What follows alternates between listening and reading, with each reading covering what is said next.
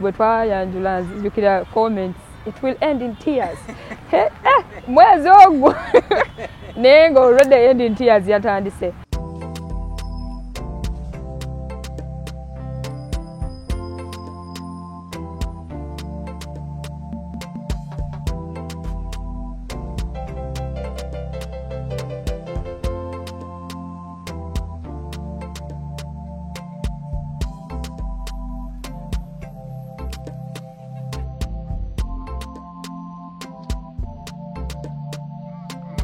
Weewaawo weeyigirizanga gwe koze ekintu oba okyagala. Bwe mba ndi waka siba nina Rose, mba nina.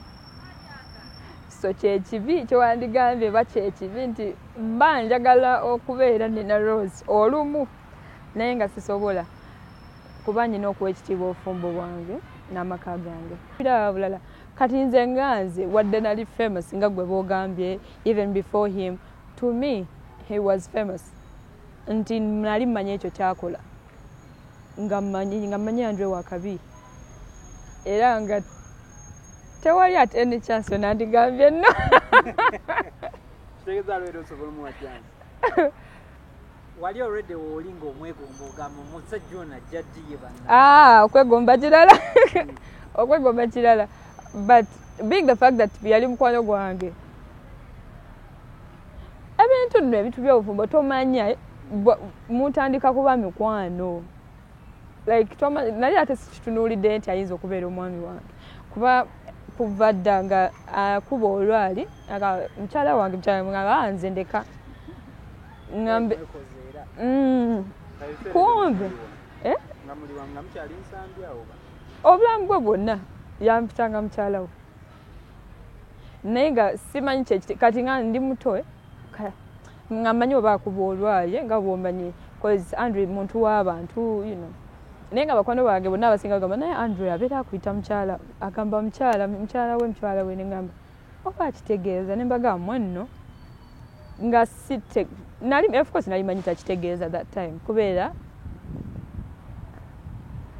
wadde kyamala nekituuke but byebyo kuva dda ng'akimpita wala mpisa tetulina ebyafe bya mu kisenge mutuleke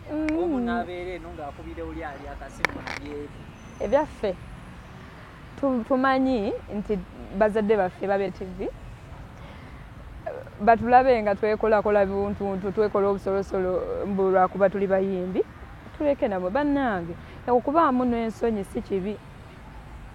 Tetugenda ate kweweebula mu maaso g'abantu mbu twakuba twagala ssanyusa bawagizi. At the end of the day tuli bantu naffe, tulina abazadde, tulina abantu abakulu ababa batunuulidde naye we tuneemalamu mutuleke. Andeleya sudiya andeleya kubanga zonnina. Idea eyo yali Andrew. Andrew is very creative, and one thing I also asked actually that same question gy'ombuuziza embuuza Andrew oba owandiika oba olowooza ku nze oba olowooza ku muntu nangamba ebiseera ebisinga an artist oba olina okulowooza on everything.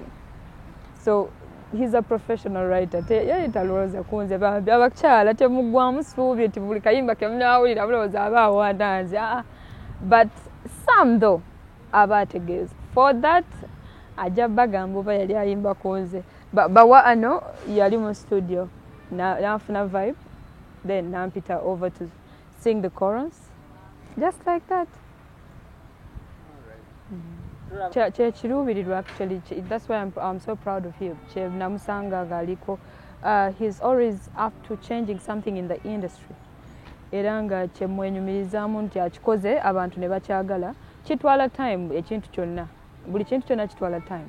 Tetwagala kwetunuulira nti we are underappreciated because industry yaffe bwetyo bwebadde, but we have enough time to change and people get to love it and appreciate, and we get appreciated. Mostly him because he do the writing and the production which speaks volume. So tukiwa obudde. Mwaka gumwe mabega vinka yatupika music buli mwezi ndadayo oluyimba. wasirikamu bwati n'agenda n'azaalira namwe kumpi kye mulyokola buli fenno bijja kyuka mwabirabye ffe birala nnyo tuli birala nnyo nti for music we live with music. Can I say we are the music? Si bwe kiri ffe tugenda kukola music tetugenda stopping anti oba tusooke tuzaala ebyo byaffe era tulina okufuna engeri gye tubimanagingamu ngaffe because that's our personal life and our fans don't have to even encounter that. So mbasuubira music omulungi ebyokuza tujja choosing ngoba mwagadde okulaba nina Rose ng'ali lubuto nga nvaayo nga nti saagadde ng'era nkibakweka. But well and good. Thank you so much for loving us, supporting us. Tusiima nnyo bannange. Thank you. Njagala kubiriza abawagizi baffe bambi mugwenge to our YouTube channels. Go subscribe. Kwe tuli nnyo ku Instagram. You can follow us on Nina Rose Official. You can follow Daddy Andre. Mwenna bambi njagala kubasiima abamakinze Billboard Chipande to get 1 million views. Thank you so much. Njagala kusa ku Billboard Chipande.